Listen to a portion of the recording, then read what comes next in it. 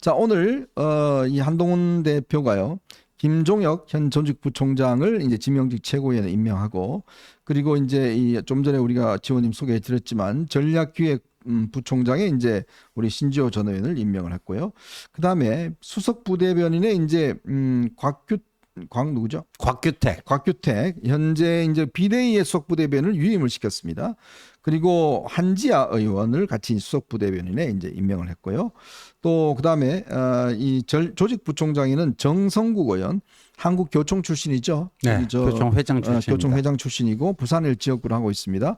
오늘 임명했는데, 자, 우리 지원님 오늘 전칙의 인사에 대한 어떤 좀 이 의도 뭐 해석을 좀 해주시죠. 저거는 이제 그 최고위원의 경우에는 이제 그 전체적인 그 지도부 구성의 문제고, 그 이하 뭐 이제 부총장이라든가 대변인이라든가 이거는 이제 실질적으로 이제 일을 할 실무진들 아니겠습니까? 네네. 실무진들인데, 뭐 일부 언론에서는 뭐 한동훈 인재풀이 너무 좁다 뭐 그런 얘기도 있고, 또 뭐 돌려막기 아니냐 그런 건데, 뭐 한동훈 대표가 얼마나 뭘 했다고 이것도 하고 저것도 하고 돌려막기 뭐 그런 정도까지는 아닌 것 같고요. 이 실무진은요.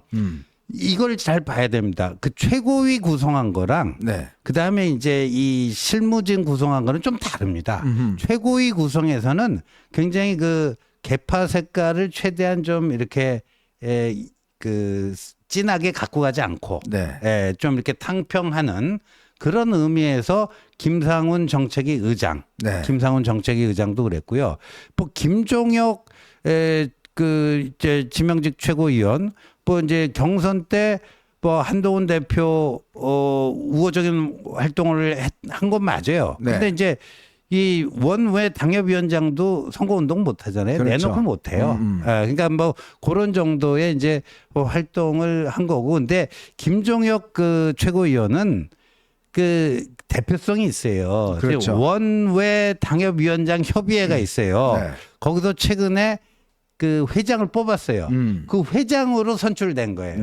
그러니까 그 사실상 이제 최고위원회라는 게 어떻게 보면 당의 다양한 구성 요소를 이렇게 좀 반영하는 그 측면이 있잖아요. 그래서 과거에는 호남 배려 차원에서 지명직 최고위원을 호남 출신을 하는 경우가 굉장히 많았어요. 근데 지금의 경우에는 호남도 호남이지만 이 수도권이 속된 말로 그냥 이 쑥대밭이 됐잖아요. 수도권이. 근데 대부분의 원외위원장들이 지금 수도권에 포진돼 있지 않습니까? 맞습니다. 그래서 또 이제 한동훈 대표가 지금 생각하고 있는 지구당 부활 문제라든가 등등. 그래서 원외 당협위원장들과의 원만한 그 협력 관계, 이게 굉장히 중요한 거예요. 그렇죠. 그런 창구 역할을 해야 될 사람이 바로 김종혁 원외 당협위원장 협의회 회장이다. 뭐 그런 것도 작용한 게 아닌가 이렇게 봅니다. 사실 여러분은 이게 국민의힘이 여당이라고 하지만 제가 볼 때는 옛날 여당이 아니에요. 사실은 이 조직 면에서 보면 민주당이 엄청나게 지금 뒤지고 있습니다. 그게 왜 그러냐 하면 이게 이제 지구당을 없애다 보니까 옛날 같으면요. 주로 이제 뭐 아무래도 지구당 위원장하고 당에 뭐 좀 돈 좀 이렇게 뭐 들어오고 하면 좀 여당은 돈 걱정은 안 했어요. 그러다 보니까 이제 나름대로 운영이 되어 가는 겁니다. 근데 이게 이제 정치 자금이 투명해지고 하다 보니까요. 더군다나 지구당을 없애버렸지 않습니까? 그러니까 이게 정치 지망생들이 어디 가서 뭐 이렇게 등 비빌 데가 없어요. 맞아요. 그리고 활동할 수가 없어요. 그러다 보니까 한번 출마한 분들이 그 다음에 포기하는 분들이 꽤 많습니다. 그거를 3번이나 지금 하다 보니까요. 국민의힘 이 중앙 조직들이 지방 조직들이 거의 다 붕괴가 됐어요. 그러니까 특히 수도권에 이 서울과 그다음에 이제 인천, 경기 이런 지역에요. 거의 다 붕괴가 돼 버렸습니다. 그리고 실제로 여기에서 어떤 활동할 수 있는 그런 기반 자체가 굉장히 약해져 버렸어요. 그렇죠. 그러니 지금 한동훈 대표가 제가 알기로 아마 지난 선거 과정에서 뛰다 보니까 이게 너무 심각한 거예요. 이게 도대체 뭐 내부에 인물도 없고 지역구 조직도 없고 심지어 옛날에 무슨 자유총연맹 이런 단체들은 다 보수 조직이었는데 그것도 진보 조직으로 다 바뀌어버려요. 그러니까요. 이렇게 되다 보니 이거 지금 이래 갖고는 이거는 해볼 필요도 없다. 그냥 하면 그냥 다 판판이 깨진다. 그리고 이런데 사람이 과연 오겠냐는 거예요. 누가 정치를 하기 위해서 누가 오겠냐는 거예요. 정말 자기가 먹고 사는 거 뭐 수백억씩 갖고 있으면 모르겠지만 돈 없는 사람들은요 정말 정치하기가 너무 어렵습니다. 그 프랭카드 이 당에서 걸라 그러면 나와야 되잖아요. 그 자기 다 자기 돈으로 해야 되는데 그 돈을 어떻게 감당하겠습니까? 네, 그러니까 아마 한동훈 대표가 본인이 안 되겠다. 이거 지금 하려면 지구당 조직을 일단 부활해야 되겠다. 거기에 이렇게 부활을 해서 조직 기반을 만들어내야 되고 또 인재를 새롭게 좀 영입을 해야 되겠다. 네. 이 인재 영입해야 되겠다. 그리고 또 이들에 대한 교육을 좀 제대로 해야 되겠다. 왜냐하면요. 지금 사실은 여당 국회의원들 중에서 솔직히 TV 토론 나와서 토론할 수 있는 사람이 몇 사람 없습니다. 그럼요. 이게 본인의 어떤 정치적인 사상과 어떤 이런 이슈에 대한 파악 능력 이런 게 너무 없다 보니까 이슈에 대한 어떤 이 뭐라고 할까요? 싸움이 안 돼요. 이런 것들이 이제 문제가 생기면서 이 장기적으로 다음 총선, 다음 대선, 지방선거 하려면 이 내적 역량을 강화해야 되겠다. 네. 이게 지금 포커스 아니겠습니까? 그렇습니다. 그래서 오늘 이제 최고위원 회의에서 한동훈 대표가 발언한 것 중에 우리가 눈여겨봐야 될 것이 인재영입위원회를 상설화하겠다. 이게 굉장히 중요합니다. 이제까지 인재영입위원회는요, 선거 목전에 네. 선거 직전에 뭔가 좀 사회적으로 명망 있고 뭔가 뜨는 사람이 누군지 찾아가지고 이거 뭐 공천 드릴 테니까 좀 오십시오 이런 식으로 이제 그 인재 영입을 했어요. 네. 근데 그거는 아니다. 그래서 이게 뭐 그렇습니다.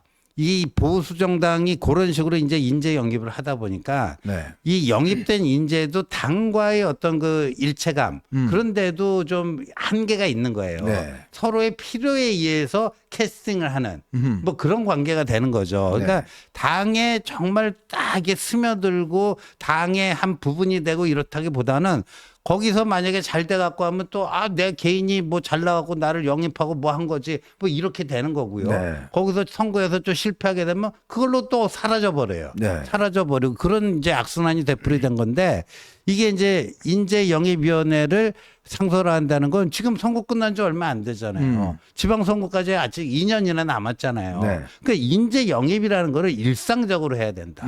일상적. 특히나 뭐죠? 한동훈 대표가 외연 확장을 위해서 세 가지 얘기한 중도와 수도권과 청년, 네. 이 중수청에 해당되는 그런 그 인사들을 평상시부터 잘 눈여겨보고 있다가 영입을 하자. 그래서 이 인재영입위원회의 이제 상설 조직화 이게 굉장히 중요하다고 보고요. 네. 그다음에 이제 그 한동훈 대표가 그 전당대회 기간에도 약속했던 청년 정치 프로그램 있잖아요. 네네. 청년 정치학교. 이것도 여의도 연구원에 그 기능을 만들려고 그러는 거 아니에요, 네. 지금? 그래서 그렇게 영입된 인재를 훈련을 시켜줘야 될 거 아하. 아니에요. 훈련을. 지금 아까 어디 TV 토론 나와갖고 저쪽하고 맞짱 떠갖고 밀리지는 않을 정도로 이게 정신무장시켜주고 컨텐츠를 제공해주고 뭐 해야 될 거 아닙니까? 그렇죠. 그 교육 훈련할 수 있는 거 있어야 되고 그리고 선거에 나가서 떨어진다 할지라도 원외로서 그냥 개인이 알아서 그냥 뭐 살아가라는 게 아니고 각자 도생이 아니고 그 지구당이라고 하는 제도적 장치가 있어서 뭐 될 수 있는 그러니까 이게 다 3종 세트가 되는 거죠. 예, 이 3종 세트를 통해서 이제 인재를 이렇게 발굴하고 육성하고 활동할 수 있는 이거를 하나의 그 일관된 체계로 만들어 보자 시스템으로 그게 좀 주목해야 되지 않을까 싶습니다. 근데 참 저는 솔직히 뭐라고 그럴까요? 걱정되는 게 뭐냐면 또 영입해놨다가 너 좌파지. 또 아니 그런 이게 참 네. 저는 정말 안타까운 게 뭐냐면 이 보수 진영에서는 뭐냐면 필요할 때는 사람을 갖다 써요. 예. 그냥 끝나고 나면 그냥 차버리는 정도가 아니라 예. 그냥 아주 그냥 뒤에다가 그냥 낙인을 찍어 차버립니다. 글쎄요. 예? 예. 그러면 이게 반복이 되면 누가 오겠습니까 여기에? 그러니까요. 예. 예를 들어서 어떤 사람들은 정말 자신의 어떤 인생을 걸고 오는 겁니다. 자기 그동안 평생에 쌓아왔던 어떤 자기의 어떤 명예와 이름을 걸고 오는 거잖아요. 정치에 끼어든다는 게 간단치 않습니다. 네. 딱 사람이 규정이 돼요. 저도 예를 들어서 제가 뭐 정치를 한다 그러면 당신 뭐 TV 나가서 뭐 평론하더니 정치인에 딱 일단 이게 색안경을 끼고 봐요. 네. 그러니까 그만큼 그런 것들을 극복할 수 있는 어떤 그게 있어야 되는데 네. 문제는 그러다가 뭐 몇 마디 좀 하고 나면 너 좌판에 나가 절해버리고 그냥 밟아버리고 그러니까요. 이런 게 반복돼 왔잖아요. 이 당이 좀 그런 게 있어요. 이 당이 그래서 정말이지 이번 전당대회 과정에서도 드러났고 전당대 이후에도 좀 일부 있습니다만 그 이제 일부 인사들을 자꾸만 좌파로 몰아가지고 어쩌고 저쩌고 분탕질하고 뭐하고 이거 정말 고질적인 병폐예요. 네. 이게 지금 무슨 뭐 철진한 색깔론을 당내 동지들에게 들이밀지를 않나 뭐 이런 식의 것들은 안 되는데 예를 들면 그 당 대변인으로 좀 활동하고 있는 호준석 대변인 있잖아요. 네네.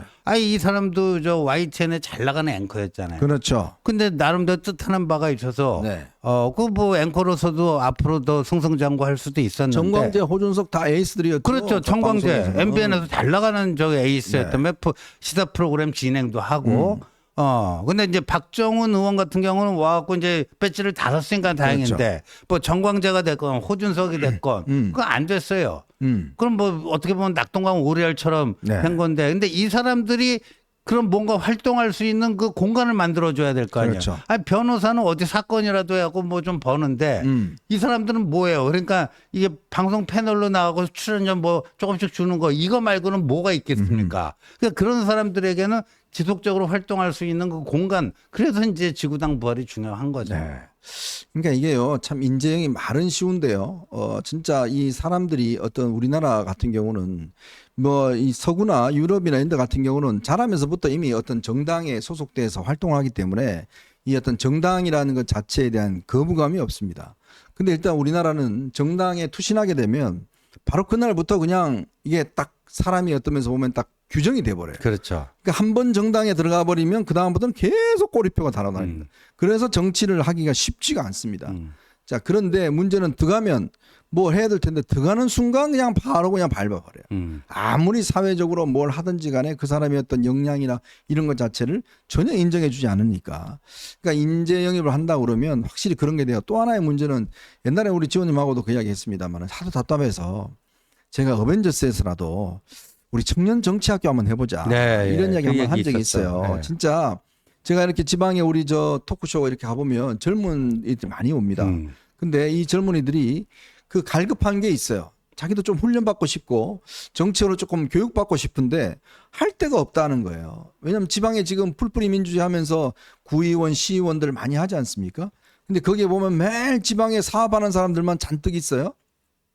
그래갖고는 안 되고 정말 젊은 선들이 정말 열심히 뛰어다니는 젊은 청년층들이 해야 되는데 그들이 정치를 어떻게 할 방법인지 대중연설을 어떻게 해야 되는지 그리고 보수의 어떤 이념은 뭔지 뭐 이런 것들에 대해 좀 체계적으로 공부를 배워야 되는데 사실은 미국이나 뭐 일본이나 유럽 같은 경우는 정당 조직에서 그게 하고 또 사회적으로 보면 그런 교육기관들이 있습니다. 근데 우리나라는요 정당에서 이 옛날에 연수원을 갖다가 뭐 옛날에 이제 뭐 비자금 사건 등등 다 팔아버렸어요. 그러면서 연수 기능이 없어져 버렸습니다. 네. 아예.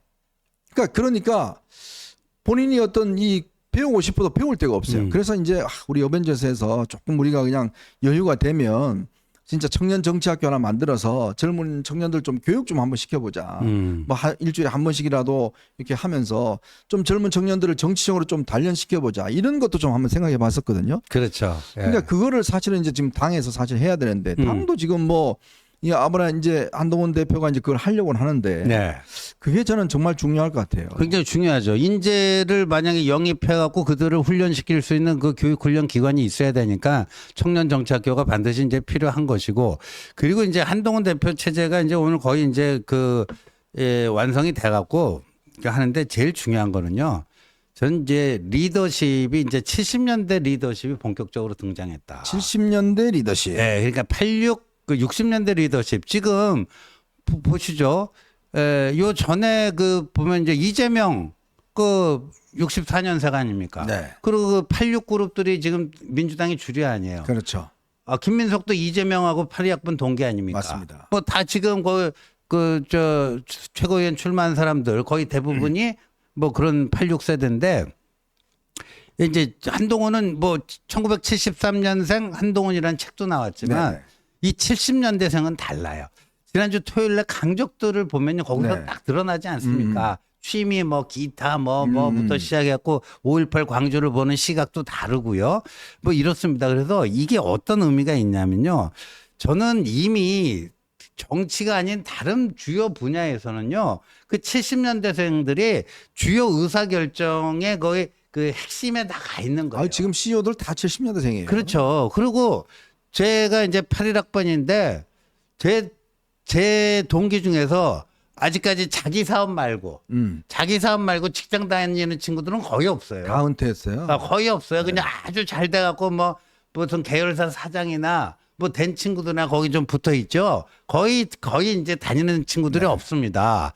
그러니까 사회 곳곳에서 이미 이제 70년대생, 50대 이런 사람들이 주요 의사결정에 그 핵이 된 거예요. 그렇죠. 근데 정치권은 그게 아닌 거예요. 그러니까 10년 정도 정치권 리더십이 이게 이제 이 정체돼 있었죠. 정체돼 있었던 거예요. 그 정체된 거 지체 현상이죠. 지체 현상, 병목 현상. 그러니까 정치권이라는 게 사회 각 분야를 다 이렇게 꿰뚫어 보고 거기서 문제점을 파악해갖고 그거를 해결하는 그런 역할을 해야 되는데 일단 그 한 10년 정도 지체돼 있다 보니까 제대로 파악도 안 되고 그쪽 분야하고 제대로 공감하고 소통하는 이런 능력도 없었던 거예요. 네. 그런 점에서 저는 이제 한동훈 리더십에 대한 기대가 그런 점에서도 한번 새로운 변화를 시도할 수가 있겠구나. 맞습니다. 지금 이제 한동훈 대표로 상징되는 70년대의 정치는 소위 이제 우리가 이야기했던 5.18 광주라든지 이거에 대한 부채의식이 없어요. 네. 그러니까 좀 더 거기에 좀 자유로울 수 있는 세대거든요. 그리고 이제 이 586이 가져왔던 어떤 좌파 위주의 어떤 이런 정치 풍토 뭐 이런 것들을 개혁해낼 수 있는 저는 뭐 중요한 거라고 봅니다. 그렇기 때문에 결국 이 70년대 새로운 정치의 모델들을 이제 한동훈 대표가 만들어 나가는 저는 굉장히 중요한 이번에 어떤 정치적인 도전이라고 봅니다.